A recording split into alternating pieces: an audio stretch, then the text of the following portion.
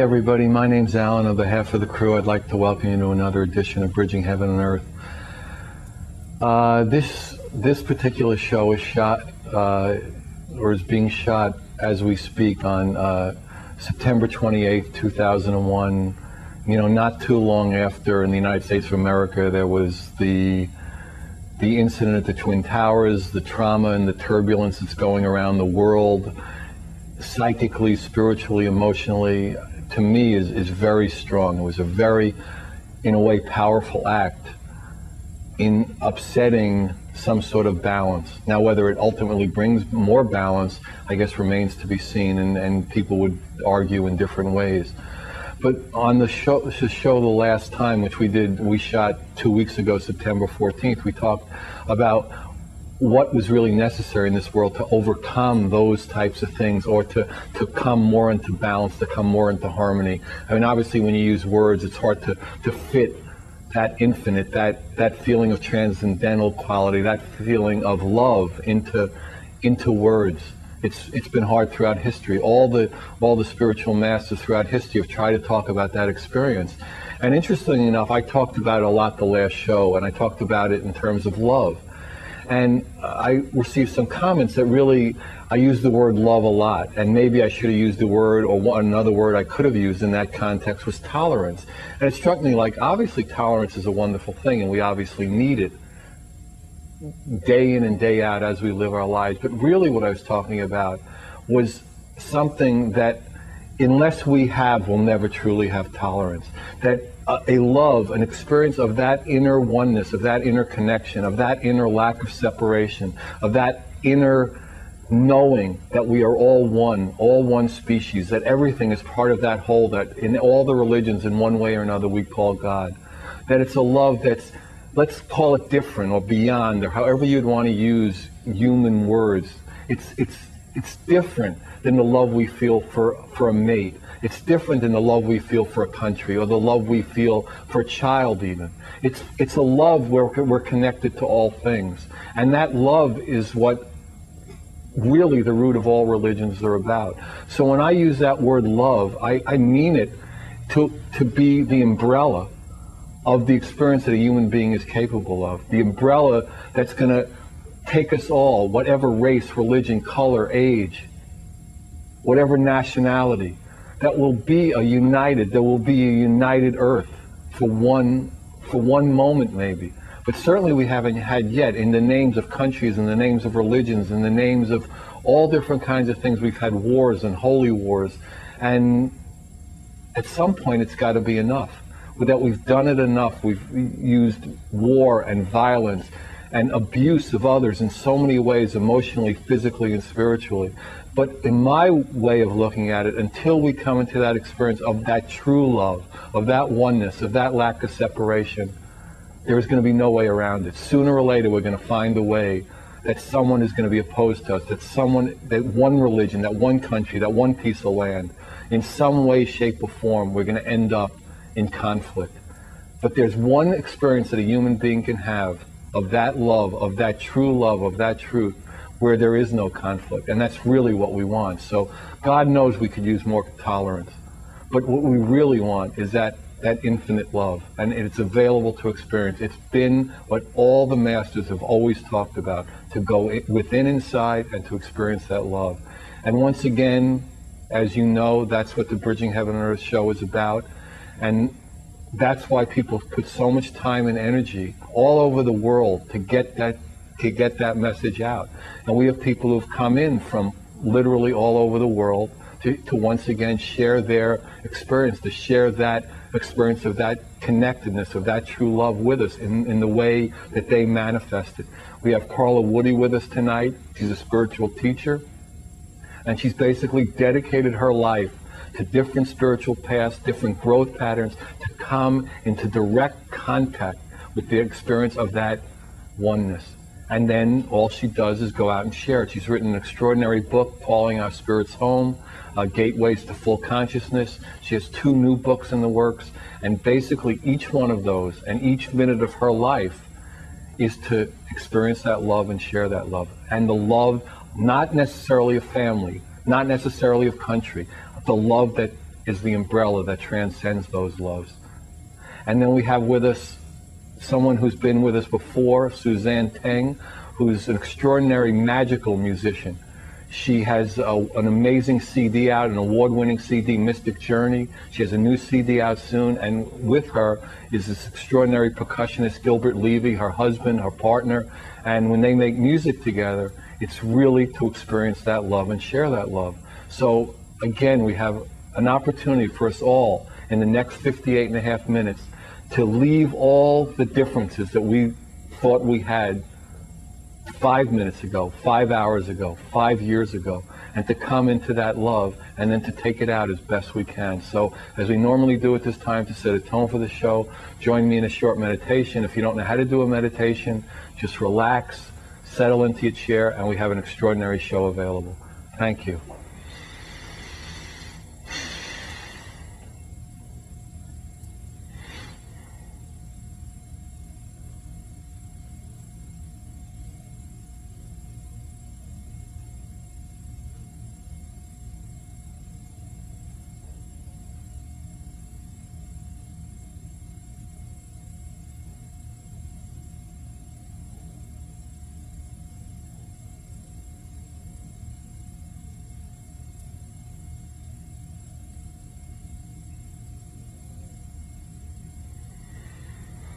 Thank you. So settle in.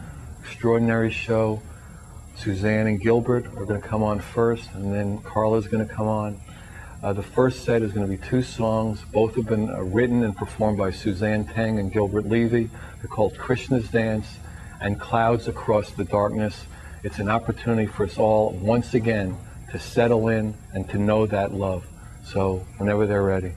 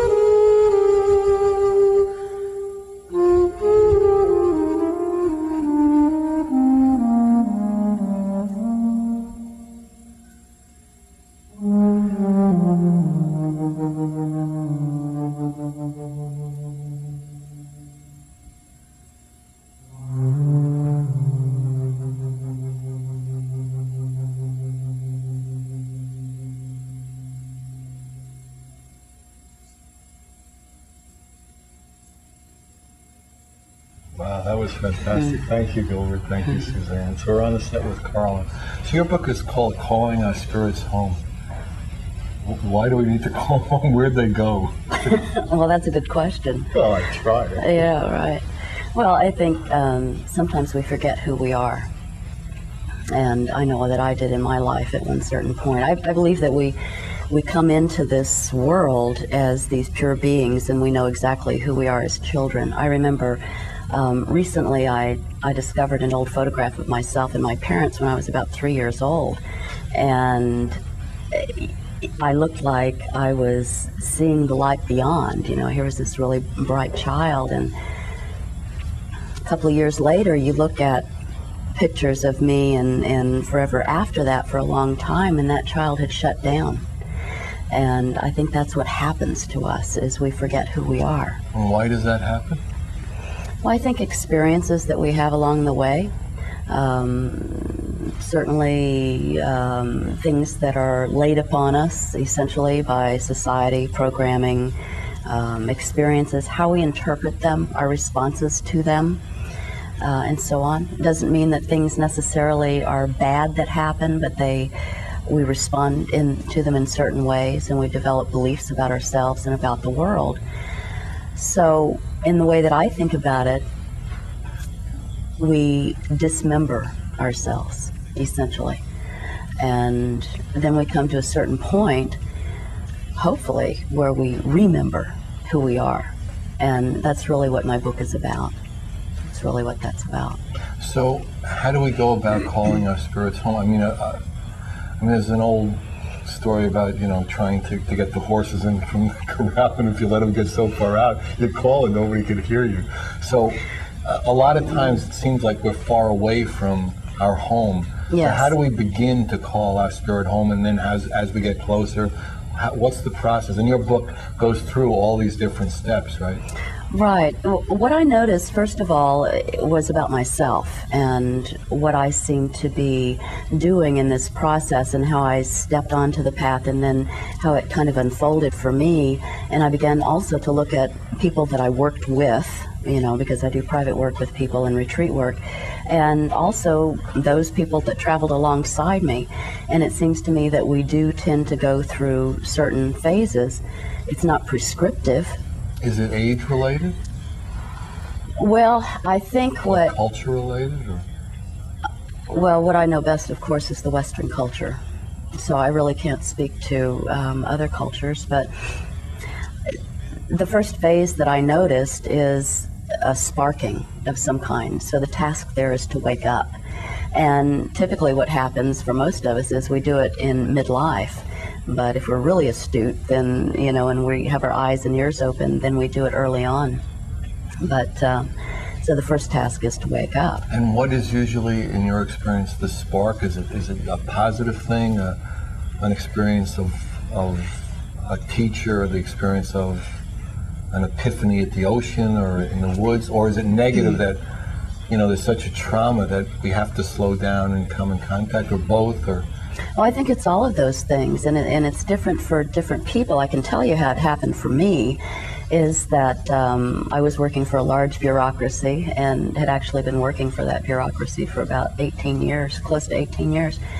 And I began to be aware that as I was driving to work, it felt like I had an elephant sitting on my chest. Usually not a good sign. No, really. One of the better experiences. Yeah. For rush hour, the elephant in rush hour. That's right. Yeah. That's right. So that's the first thing that I noticed is that I couldn't breathe. It felt like I couldn't breathe. And I would also be walking around, even though I looked very calm to people that would see me, I would be clenching and unclenching my fists. So there was something. Your teeth? I mean, Oh, I'm sure. And Right. and then the thing that was really interesting was at a certain point in time, people would say, because I was really active in the community where I lived at the time, and I would meet people and they say, well, what do you do for a living? And these words would come out of my mouth before I even realized it. I say, I prostitute myself. I love it. So, an elephant prostitute. That's a good sign. Yeah. You were in a really good place, Pete. Right. So it's like there was What some were you part doing? of me. We got to determine. Well, I was actually working for the government. Oh, Yeah. that prostitution. Yes, that one. Right. But what it was is essentially, I mean, you think about it, I was doing it for the money, Right. is what I was doing, and Right. I was very, very unhappy. And there was a part of me, a very astute part of me that knew that, and there was another part that hadn't yet caught up, you know. So it comes differently for different people. So, okay, so you were feeling like a prostitute with an elephant on your chest. That's But what right. was the next? That's right. Did you quit immediately? Did it evolve over time? It evolved over time for me, and I think it does for most people. The next phase that I identify is separation. So that's separating from the old self and beginning to look at who am I not? Because I'm not That's a this start. person. Right. It's like, I'm not that person, so who am I not? And really beginning to identify that and looking at, for me, what work was I doing? At that point in time, the geographic location that I was living in. There wasn't anything wrong with the place of work or the location. It's just that it didn't serve me for who I was. Right. And so people go through these things. And as far as the sparking aspect of it, it can be exactly what you said. Somebody can hand you a book. For some people, it may be a major crisis of some point. And I think for me, if I had chosen to stay where I was, it would have been a major health crisis. For other people, it may be a loss of job, a loss of a loved one, breakup of a relationship, whatever, that It just shakes the system it up. shakes the system up, Right. just like what happened in our country here a couple of weeks ago. I mean, that's a serious wake-up call. Yeah, we Serious talked about wake-up it as call. 911. It's Right. emergency Yeah. wake-up call. Yeah. And you went to actually a Sufi retreat right after that. And you I said did. that there was a lot going on. I at the time. did. Yes, there was. And what, I mean, you said you feel really, in a way, resolved or in harmony with it. How could you describe that in words? It's hard to describe in words, actually, for me. I think if you look at the larger picture, which is what I always tend to do, is to, what does this mean in the global system? And it has caused a lot of people to come together. What I say to people is, okay, you know, because so many people are asleep, just walking through their life, looking at their shoes, you know, not looking up and so on. And I think it has caused people to realize, well, what's important? What's really important in life? It's not these little petty behaviors, you know. We were talking about that earlier. Exactly. They seem to be all, I mean, they were gone for a while, now they seem to be coming back. It only took a couple of weeks, and we're back to being slightly petty. Yeah, you know. And hopefully it can, you know, not come back in the full. Actually, I was reading today that some gossip columnist said she can't get behind it anymore. You know, she lives in New York, and she just can't write, you know, Madonna's bras, you know, 3 sizes too small. You know, it's so stupid now in light of, you know, that the fire people are going to have to take 9 months to a year to even clean that place. Yeah. And there are, you know, I don't know, 6,000 bodies that are just like disintegrated. So they're issuing death certificates, but they'll, you know, they'll never find the physical form of their loved one in that way. So if you look at this at different levels, then if you take it down to the personal level, it's really what happened is no different than what goes on inside individuals. Explain that a little. Okay, so because there may be parts of us that we attack ourselves,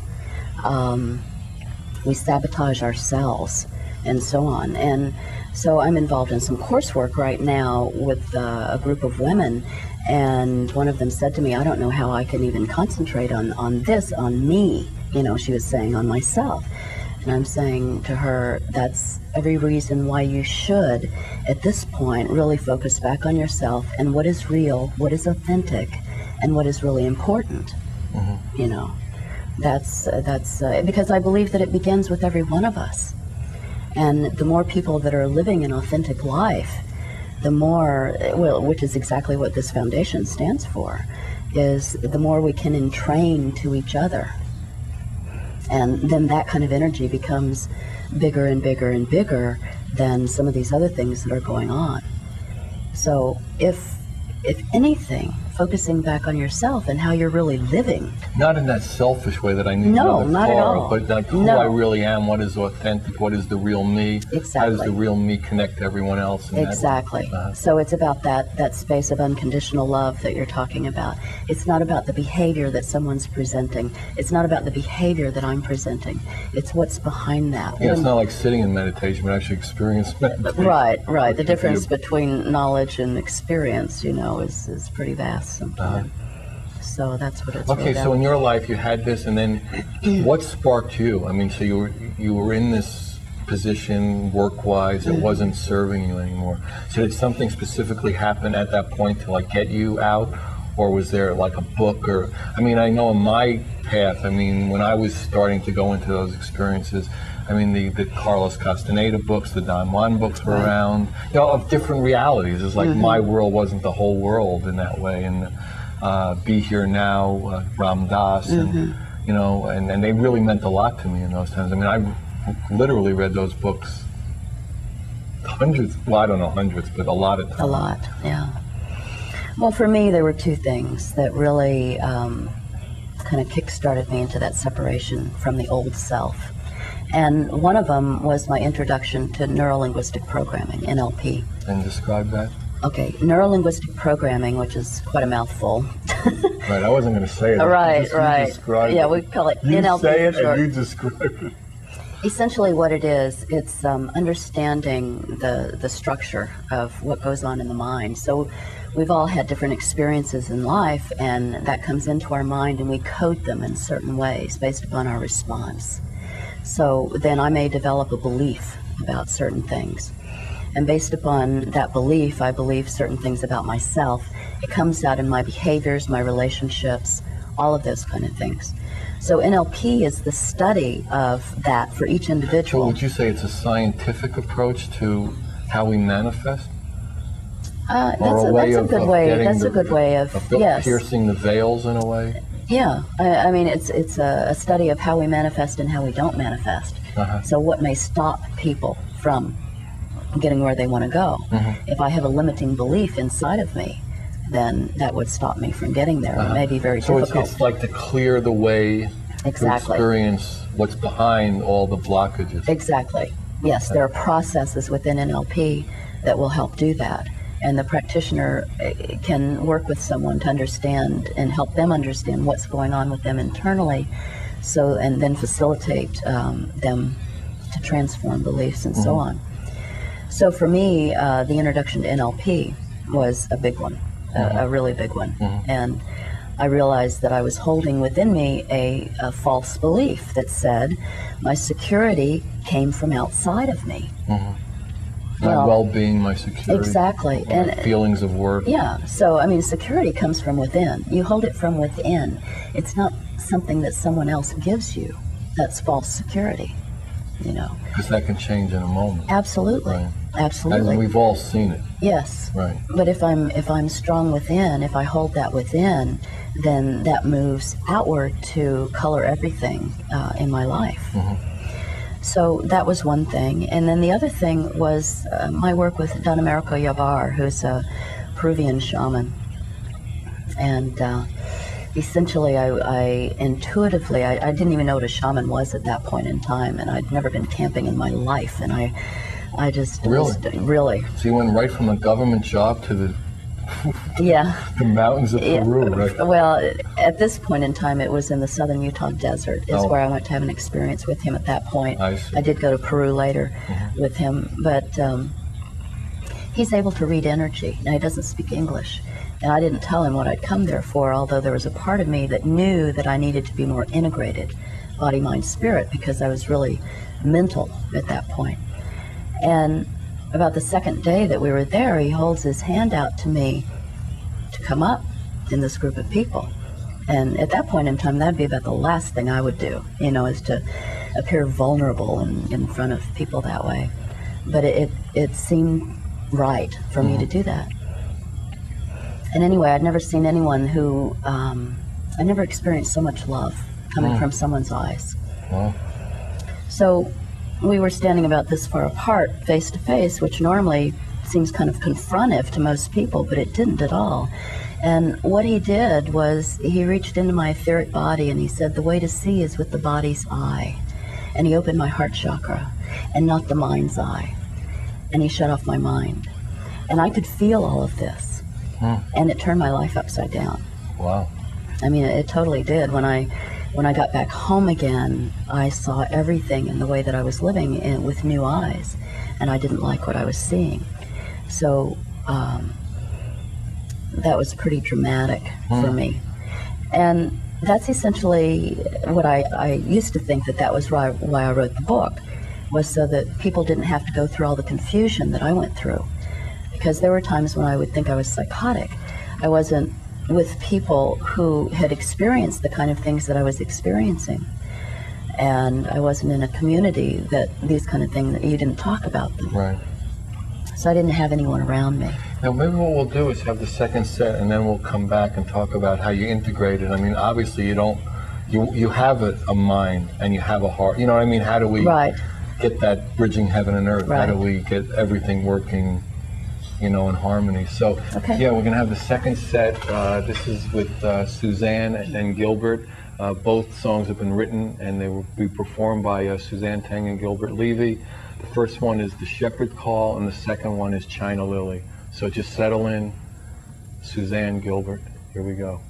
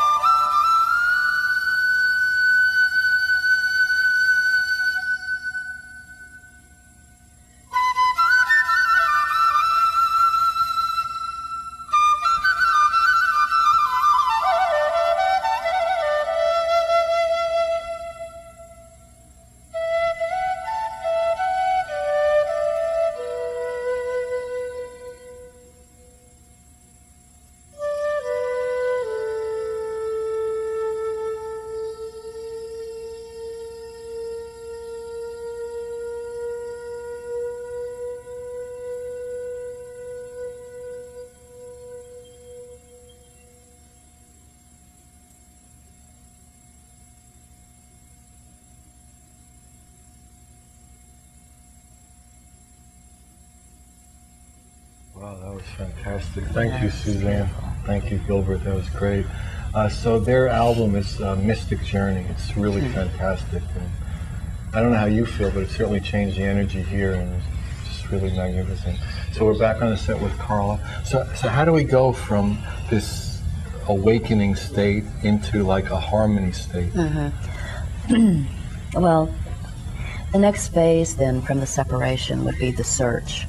So if I'm not that person, then who am I? And people will typically, that are really on the path that way, will typically go out and experience a lot of different things to try to identify who are they? Who are they? So it might be a lot of different spiritual traditions. It might be different kinds of jobs, putting themselves in with people that they had not been with before, things like that. So the search goes on, and then hopefully, sometimes people never get off the search, because at least for me it was a lot of fun. You know, I traveled a lot. I went all over the world and really immersed myself in a variety of experiences.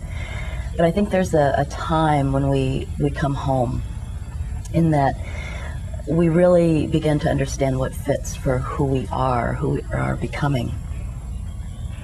And once we begin to do that, then I think we move into the next phase, which is what I call the initiation phase. And this is where we come home to ourselves, essentially. And while there are a lot of formal initiations that you can go through different spiritual traditions and so on, I really believe that we can only initiate ourselves. You know, we know who we are. Maybe we formalize it somehow as some kind of ceremony, but essentially we know who we are at that point. And once we do, then, as much as I'd like to sit on a mountaintop and contemplate my navel, you know, for the rest of my life, I think it's really upon each and every one of us who've been on this journey to re-enter the places that we've been.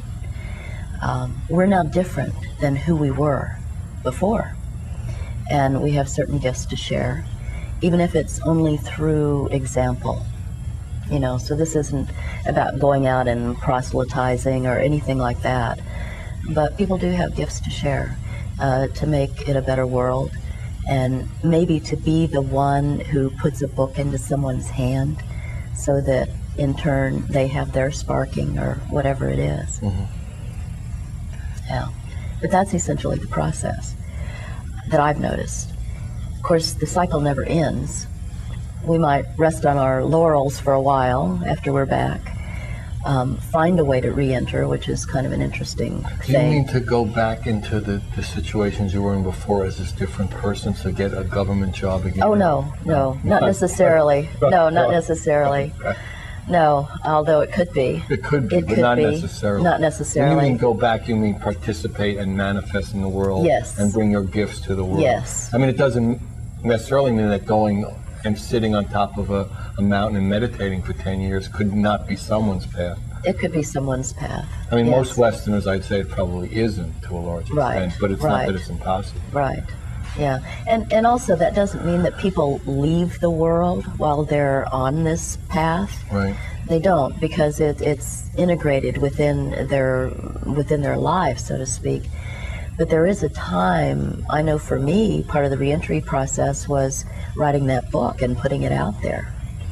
And standing up for this is what I am and this is what I yes, believe exactly. for the world. Exactly. I'm not a government person anymore. I'm not a wife. I'm not a daughter, although I might be those things anyhow. Right. I might have those roles that I participate in, but they're just roles, and they're not necessarily who I am at a core level. So for me, part of that reentry process was bringing what I learned back to those who want to share in it. So through writing and through retreat work and private work and so on. So, I mean, do you find when you talk about people knowing their core experience, I mean, I might call it something else just because we use different words. Right. But the more people have that core experience, the more they experience that we're all not the same, that we have all the same roles, we all work the same job, but there is a core essence, the life force that is basically, we are all brothers and sisters. Exactly. And So the mythologist Joseph Campbell, who of course studied all the creation stories and so on, there's a common thread that runs through all of them. Which is? Well, essentially, you know, the unfolding in the way that it is, and it's not so different from one tradition to another. What that says to me is we are all one. And there is an experience of that, not just as a theory, but there is. Exactly.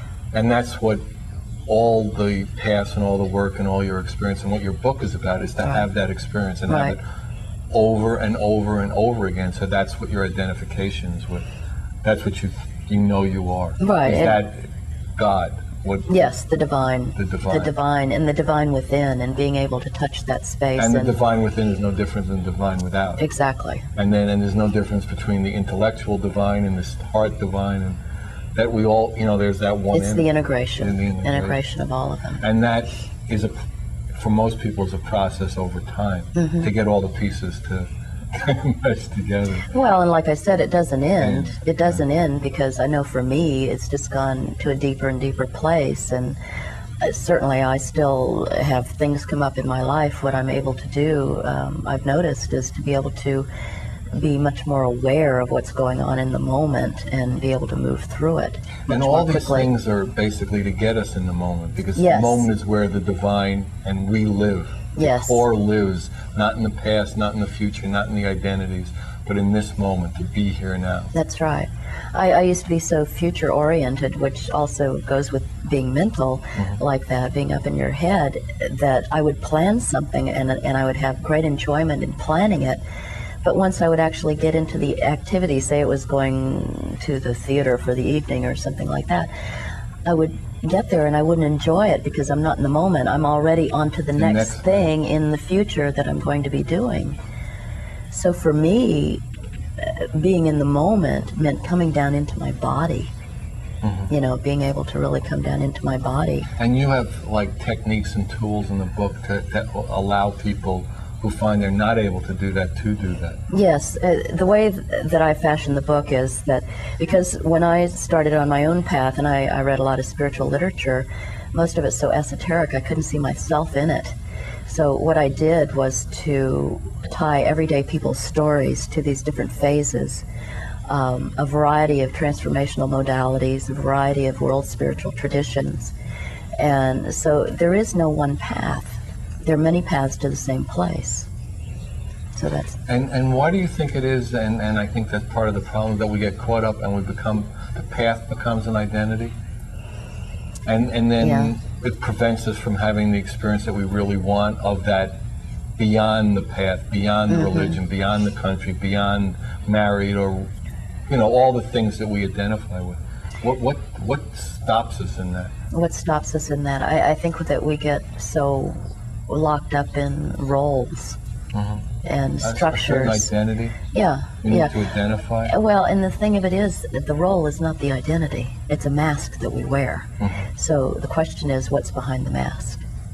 What is behind the mask? And how many masks are we wearing? How thick is it? Because we live in a world of, in Western culture, we live in a world of logic and structure. And reason. And reason. Right. And where I live, the real experience is not necessarily in those places. It's in places in meditation. There's places that you can touch. In the silence, in a way. Exactly, in the stillness and the energetic experiences that you can have, that you bring into this world, in this everyday world. Right, and it's not even that there's a separation, it's just that there's like a wider view, kind of. Exactly. Except for many people, there is a separation, because they don't experience the whole. So there are all these separate parts. Exactly. It's just like there's this very, very small piece of it that most people really experience. And basically that's what your work, play, and that's what your book is about, is to expand that. I mean, it's interesting because we've talked about it a lot on the show, that, you know, we try to be reasonable, but the whole thing, and we're hurtling through space about a zillion miles an hour on this ball. Right. And what's reasonable about that from the get-go? I mean, there's nothing reasonable about it, that we actually, you know, and there's gravity and we're not floating off into space and, you know, the whole thing. And we have cities and we're still hurtling through space.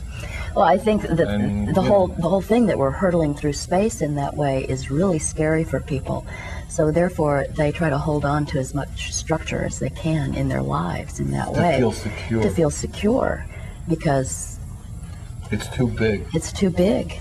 It's like, where is my place in the universe? The universe is so massive.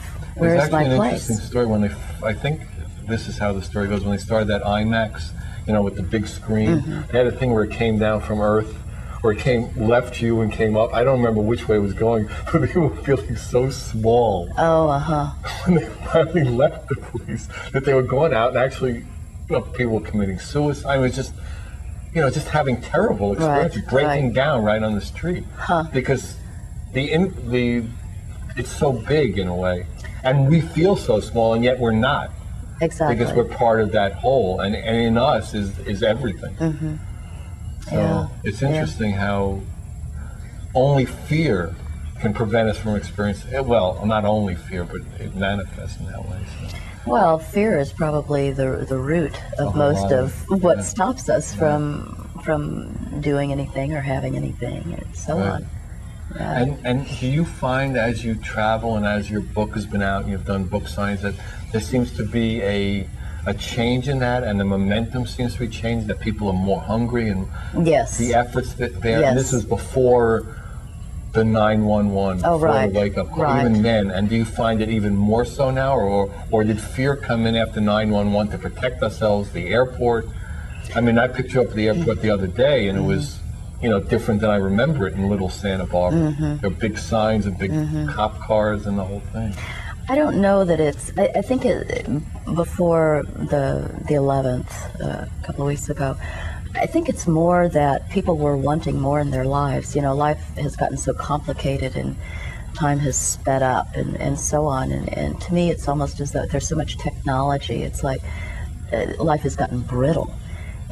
Fragile. And so people are looking for more. And it was, I felt really blessed last year when I was on my book tour to be able to talk with people, because I would be sitting at a table with my book in front of me, and people would sit down and tell me their stories without any prompting at all. And it was really something. It was quite a gift. And invariably it would happen that way, with tears streaming down their eyes, you know, about how they had awakened or what they were hoping for in their lives, and it has a lot more to do than with the 9-to-5 job. Right. You know, because that's the least of it. Yeah, right. That's the least of it.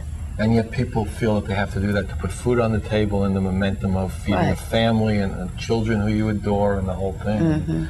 And it just gets to be difficult to unwind that. Yeah, and to find yourself in there. Yeah. And so, if you could recommend to people, like, probably we have, you know, 2, 3, 4, 5 minutes left, what would you suggest, you know, as the top 3 things that people can, you know, who are watching the show all over, could take out and try to, you know, incorporate in their lives?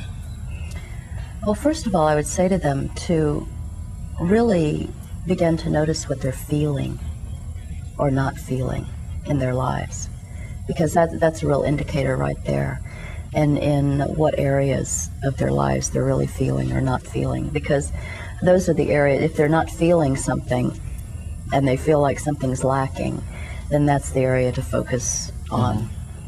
And that we're only afraid of the darkness because we haven't yet shined a light into it.